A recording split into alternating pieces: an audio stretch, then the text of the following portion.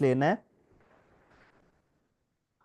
जो कायद आज़म यूनिवर्सिटी ने टेस्ट लेना है, उस हवाले से भी हम ये कह सकते हैं कि जो है वो स्टडी साइट और एग्ज़ाम वेडा। अब अगर हम बात करें जनरल की, जनरल पोर्शन में आपको पता है कि पाकिस्तान स्टडी के एमसीक्यूज आते हैं, इस्लामिक स्टडी के है, जनरल नॉलेज है, करंट अफेयर्स हैं और आईटी है। क्योंकि जितना भी जो भी सिलेबस अपडेट होगा, चाहे वो इस्लामी यूनिवर्सिटी भावलपुर करे या कायद आज़म यूनिवर्सिटी करेगी।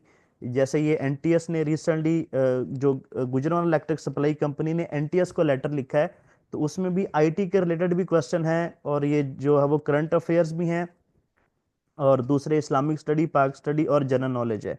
अगर हम ये बात करें कि इनकी कोई स्पेसिफिक बुक या कोई स्पेसिफिक जो है वो एरिया हम कर सकते हैं कि इस्लामिक स्टडी या पाक स्टडी के हवाले से, तो वो पॉसिबल नहीं है।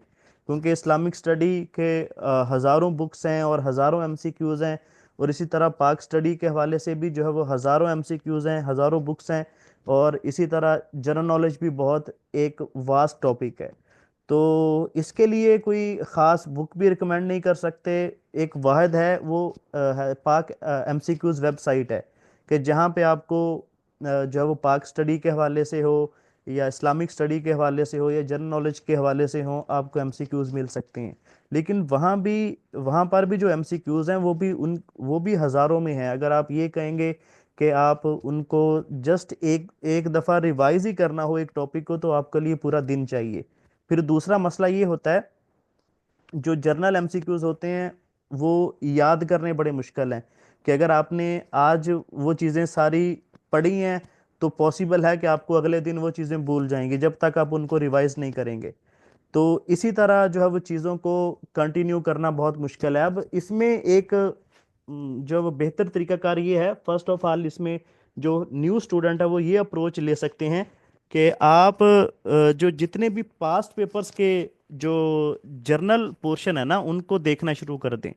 उनके भले आप नोट्स बना लें या उनको जो है वो पीडीएफ में आप अपने पास रख लें, तो सबसे पहले उनको रिवाइज करें। तो अक्सर ये होता है कि जो है वो एमसीक्यूज कुछ ना कुछ रिपीटेड होते हैं। लाइक अगर मैं बात करूं कि जो है वो कायद आजम ने जो 14 पॉइंट्स जो है वो कब दिए थे, वो 1929 है शायद या 1930 है। तो ये एमसीक्यूज अक्सर बार बार रिपीट होता है। ठीक है। और इसी तरह जो है वो अगर हम बात करें, कुछ इस तरह के फेमस एमसीक्यूज हैं कि जैसे कायद आजम मुस्लिम लीग ने मुस्लिम लीग कब ज्वाइन की थी। तो ये भी जो है वो इस हवाले से एमसीक्यूज काफ़ी दफ़ा रिपीट होता है। तो इस तरह ये कि आपको जब भी आप जो पास्ट पेपर्स के जनरल नॉलेज करेंगे, तो काफ़ी आपको हेल्प मिलेगी इस तरह से। हम ये तो नहीं कह सकते कि आप 100% चीज़ें अटेम्प्ट कर लेंगे, तो ये पॉसिबल नहीं है, लेकिन आपको कुछ ना कुछ आपको हेल्प मिलेगी। तो इसके लिए जो है वो इस्लामिक स्टडी हो गया, पाक स्टडी हो गया, या जो है वो जनरल नॉलेज हो गया, तो इसके लिए तो पाक एमसीक्यूज वेबसाइट है। बाकी आईटी के लिए जो है वो एग्जाम वेडा वेबसाइट है। आप उस पे जो है वो प्रेपरेशन करेंगे, तो आपके जो है वो आईटी के हवाले से हैं काफ़ी एमसीक्यूज जो है वो कवर हो जाएंगे। ठीक है। तो ये एक बेसिकली हम डिस्कशन कर रहे हैं। अब आप क्वेश्चन करें कि कोई कोई क्वेश्चन हो आपका प्रेपरेशन के हवाले से, ताकि उनको आंसर किया जाए, ताकि टॉपिक उससे निकलें। इस हवाले से आप अपने जो है वो माइक ओपन कर सकते हैं।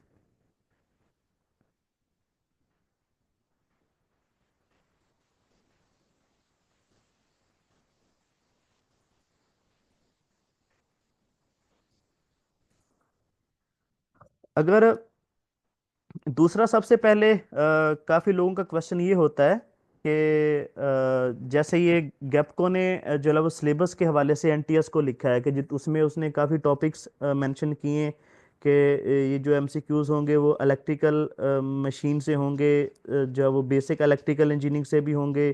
ठीक है। तो इस तरह जो है वो क्या हम इन टॉपिक्स को कवर करेंगे। तो अगर हम एनटीएस की बात करें, तो इनका तो पुराना रिकॉर्ड यही रहा है कि ये जो था होता है सिलेबस होता है, ये इसको फॉलो नहीं करते। ये अपना जो है वो जो भी चीज़ें होती हैं, जो इनका पेपर सेट करने का हिसाब है, ये उसी को फॉलो करते हैं। लाइक जो इनकी लास्ट हम पेपर की बात करें, तो ये इनका था एनटीडीसी का था, और जो है वो गुजरांवाला इलेक्ट्रिक सप्लाई कंपनी का था। तो उसमें अगर हम बात करेंगे, तो उसमें तो इन्होंने सिंपल 50%, अगर हम एमसीक्यूज लें तो वो इन्होंने स्मार्ट सीरीज से लिए थे, और 50% जो एमसीक्यूज थे वो इन्होंने जो है वो कॉन्सेप्चुअल लिए थे।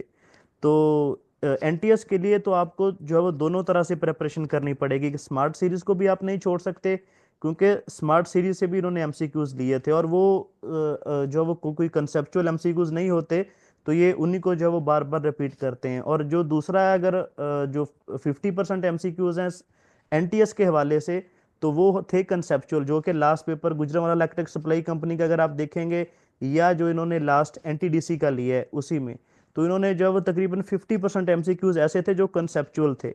तो अब कंसेप्चुअल स्टडी के हवाले से अगर आप जाएंगे, तो वो भी बेस्ट वे यही है कि अगर एक टॉपिक जैसे बेसिक इलेक्ट्रिकल इंजीनियरिंग का टॉपिक है, तो उसकी बेहतर है आप थोड़ा सा थ्योरी भी करें।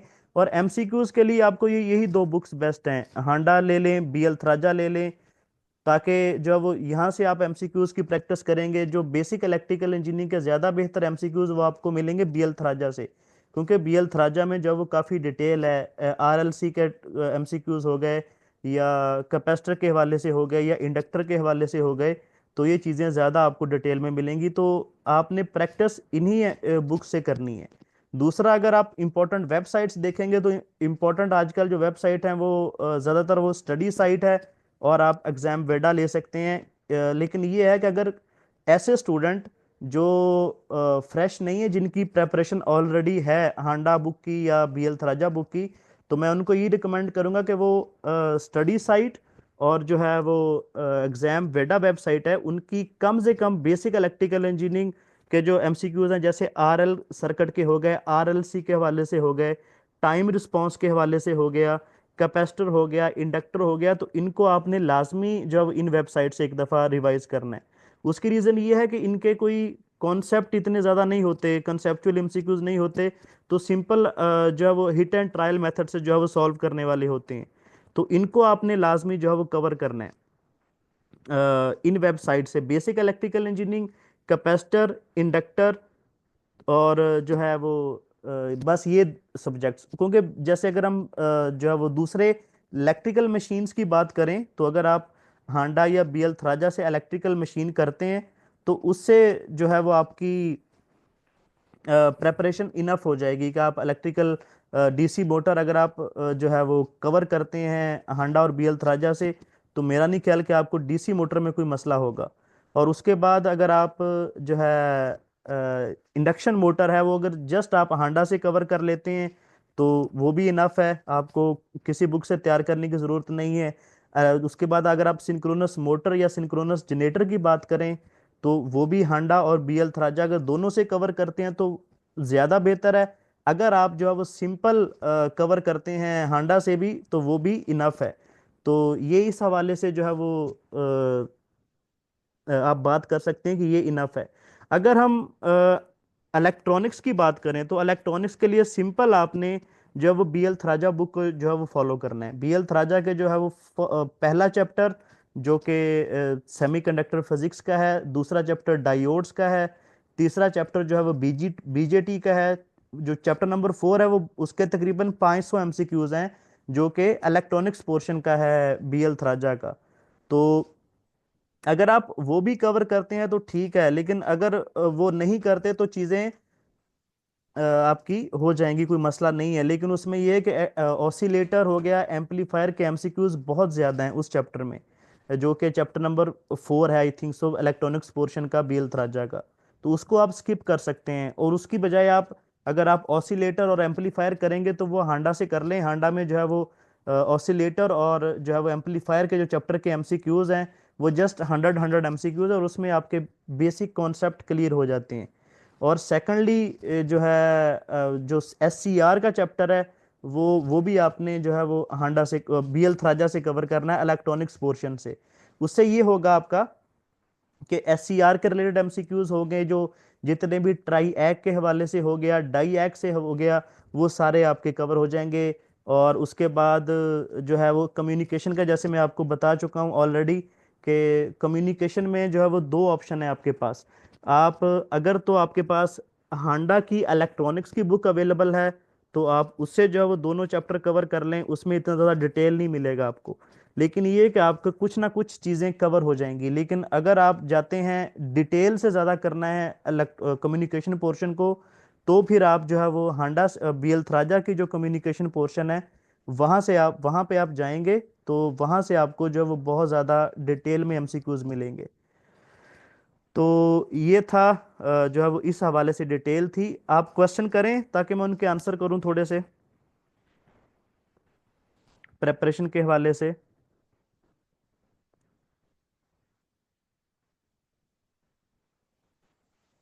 अस्सलाम वालेकुम सर। जी वालेकुम सलाम, वसीम बताएं।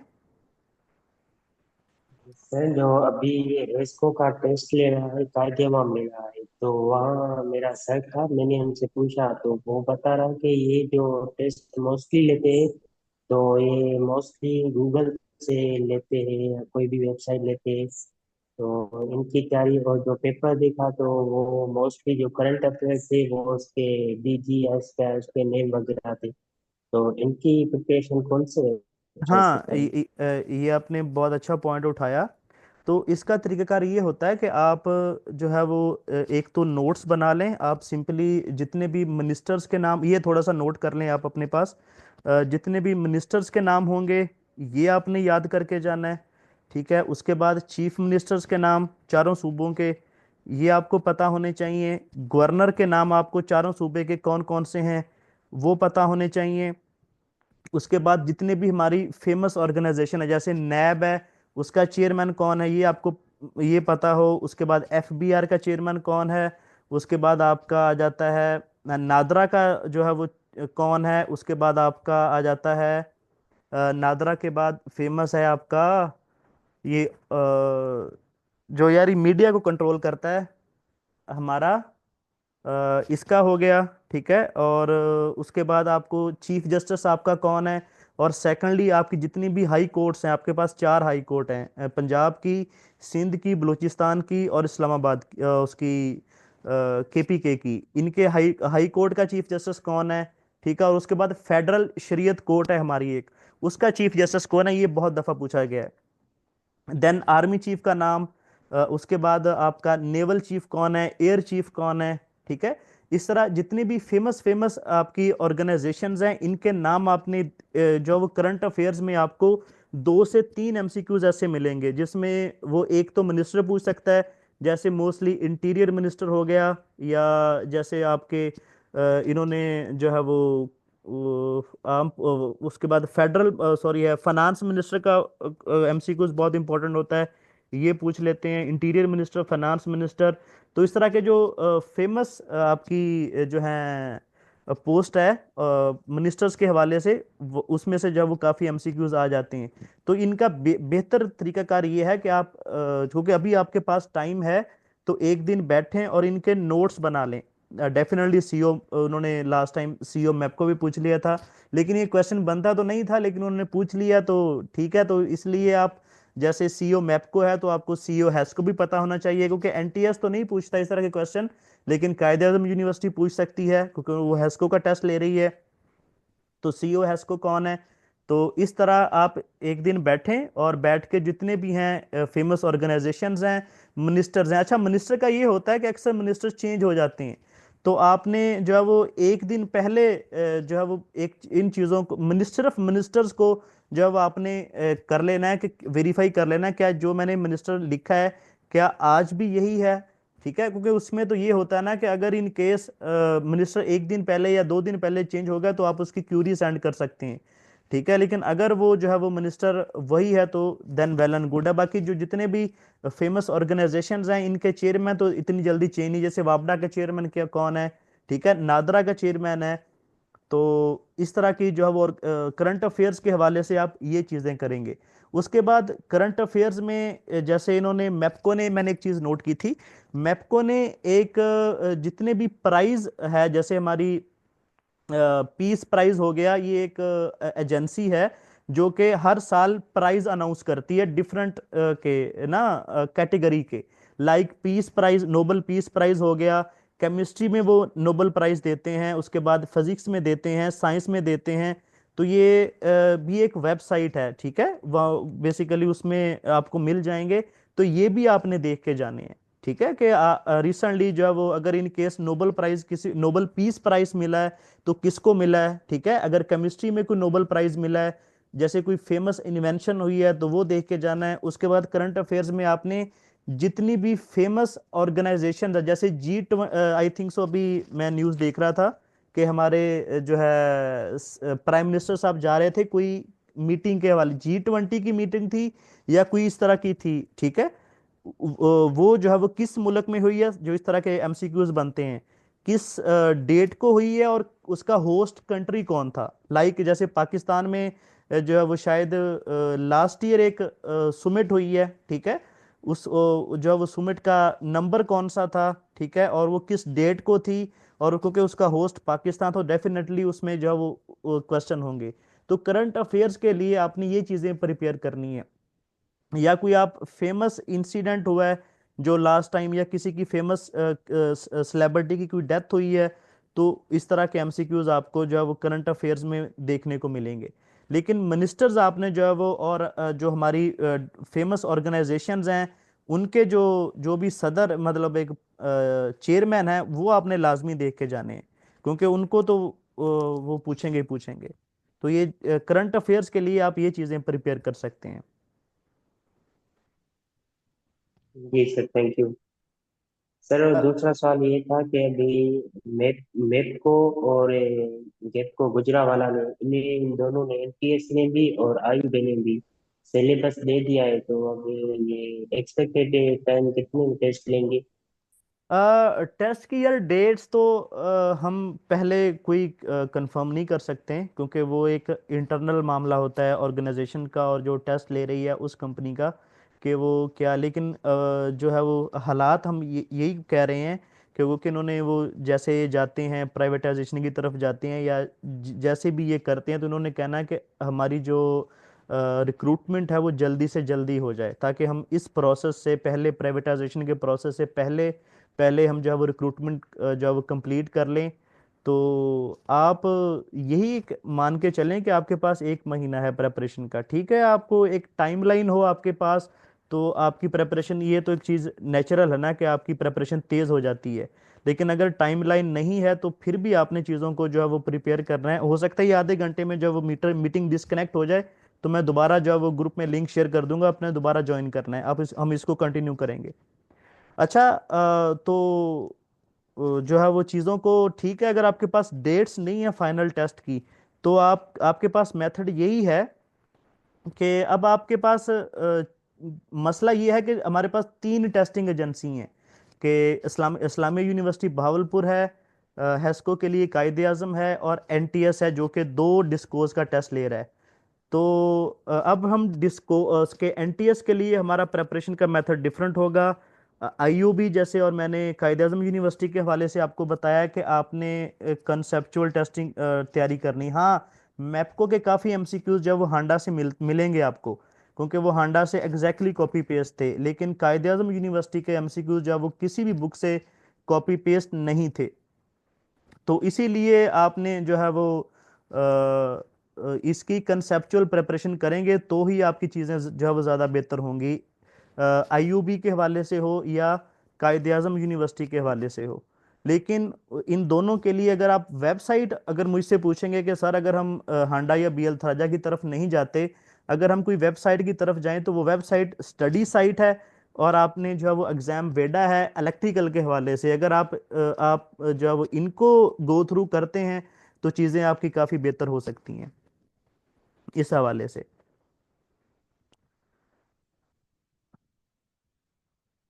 जी, कोई और क्वेश्चन? काइंडली ये बता जी जी, असमत भाई। काइंडली ये बता कि अभी तक जो है ना वो पेप्को पॉलिसी अभी तक वो है या उन्होंने खत्म कर दी है सीजीपी के वजह से? सॉरी, रिपीट कीजिएगा।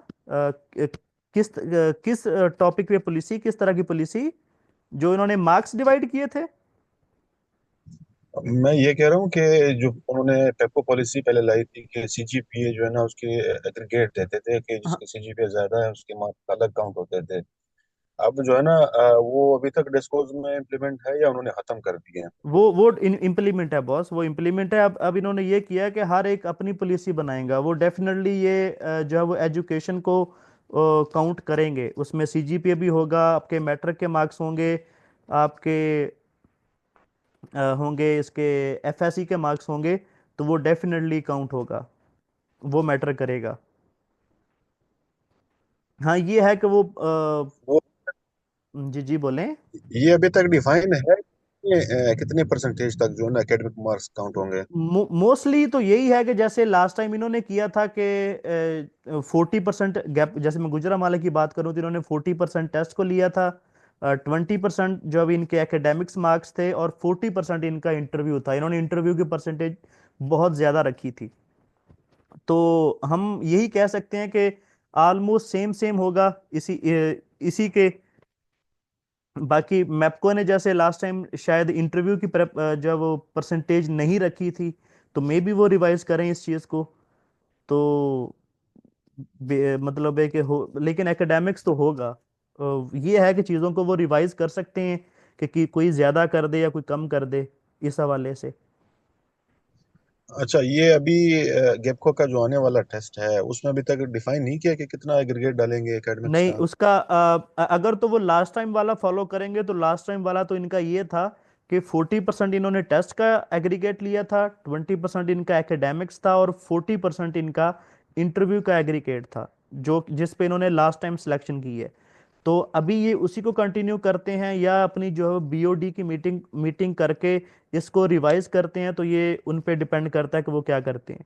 लेकिन जो है वो मोस्ट प्रोबेबली यही होगा कि शायद वो लास्ट ईयर वाला ही फॉलो करें।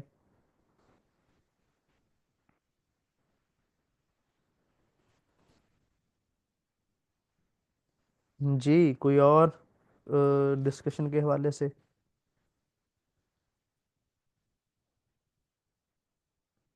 एनटीएस के लिए आप जो है वो बेहतर आप ये करें कि आप सबसे पहले स्मार्ट सीरीज एक दफ़ा रिवाइज करके उसको अच्छे से तैयार करके उसको आप एक दफ़ा साइड पे रख दें, ताकि इन केस अगर एनटीएस का टेस्ट पहले आता है तो आपकी जब स्मार्ट सीरीज तैयार होगी, क्योंकि जब आप दूसरा टेक्निकल पोर्शन कवर करेंगे, चाहे वो आप आईयूबी के लिए हो या कायदे आजम यूनिवर्सिटी के लिए हो, तो वो तो सेम होगा दोनों का। ठीक है, आप आपकी एनटीएस की भी तैयारी होती रहेगी, उनकी भी तैयारी होती रहेगी।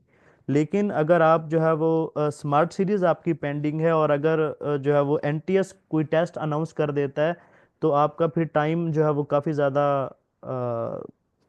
लगेगा उसको प्रिपेयर करने के लिए।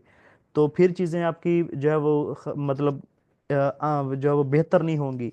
तो बेहतर यही है कि जो है वो आप स्मार्ट सीरीज को अच्छे से प्रिपेयर कर लें, उसके बाद जो है वो दूसरी चीज़ों को लग जाएं, जो कि टेक्निकल पोर्शन है आपका, ताकि आपकी जो है वो चीज़ें बेहतर हों, ताकि जब भी ये अनाउंस हो, एनटीएस का हो या किसी दूसरी टेस्टिंग एजेंसी का जो है वो टेस्ट अनाउंस हो, तो आप उसको जो है वो कवर करें, आपको इशू ना हो प्रेपरेशन में।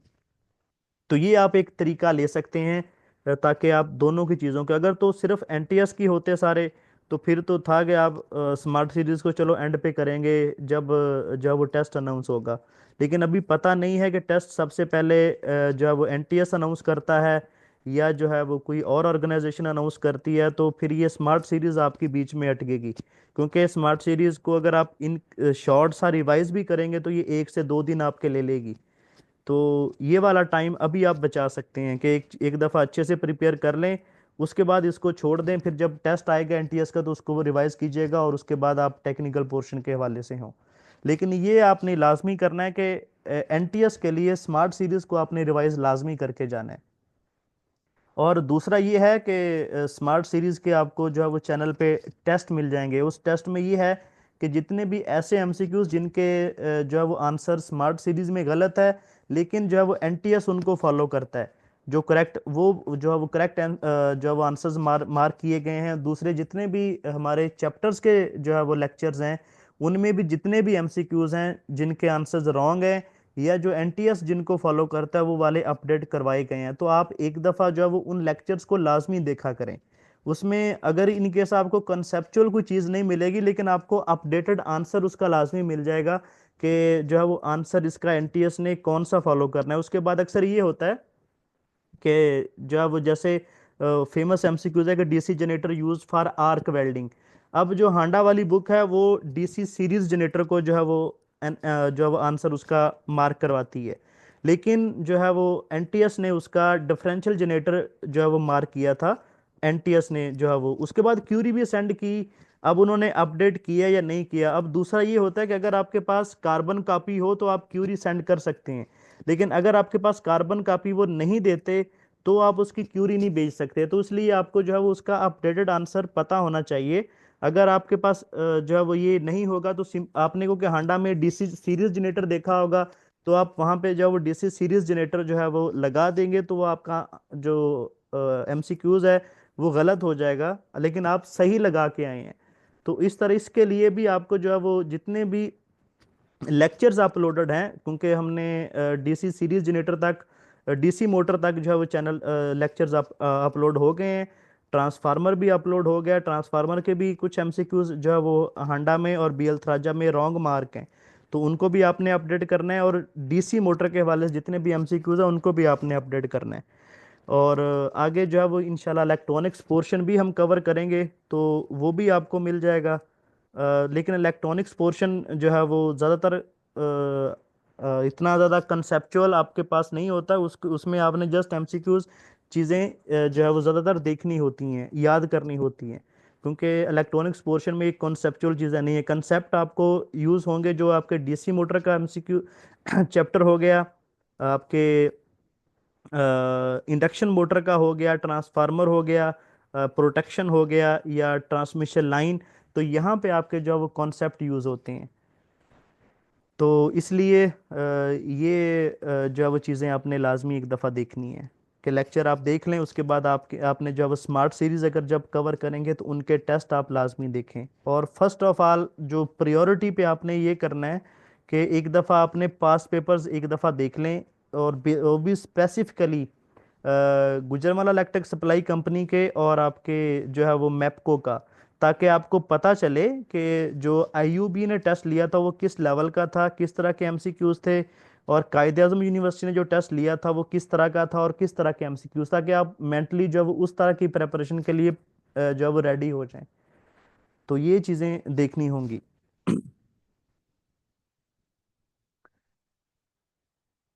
जी, किसी का कोई और क्वेश्चन?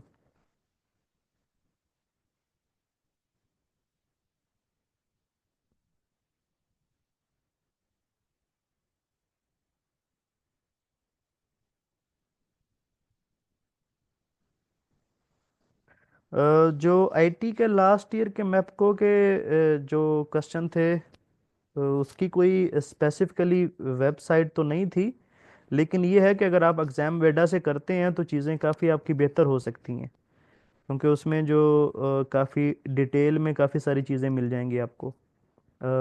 भले वो एमएस वर्ड के हवाले से हों, या एमएस एक्सेल के हों, या पावर पॉइंट के हों, या कंप्यूटर के हवाले से हो। जैसे डेटाबेस के क्वेश्चन काफ़ी थे, तो डेटाबेस के हवाले से, क्योंकि मैंने उसका कंप्यूटर पोर्शन तो विज़िट नहीं किया, ये मैंने एमएस वर्ड और एक्सेल और पावर पॉइंट तो विज़िट किया हुआ है, वो तो काफ़ी बेहतर है। लेकिन कंप्यूटर पोर्शन आप एक दफ़ा विज़िट कर लें, जहाँ से आपको डेटाबेस के हवाले से क्वेश्चन मिलेंगे, तो वो आपने जो है वो लाजमी देखने हैं।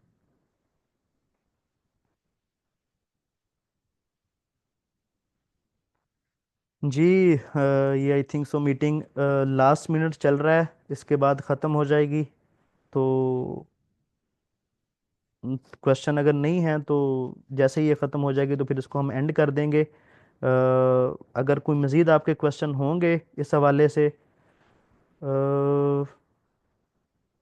गैपको टेस्ट के हवाले से जो है वो गाइड यही है कि आप स्मार्ट सीरीज़ है प्लस कंसेप्चुअल स्टडी। कंसेप्चुअल में आप हांडा, बीएल थ्राजा, या स्टडी साइट, और उसके बाद एग्ज़ाम वेडा, ये चार चीज़ें आपने कवर करनी है। लेकिन ज़्यादातर आपने फोकस जो है वो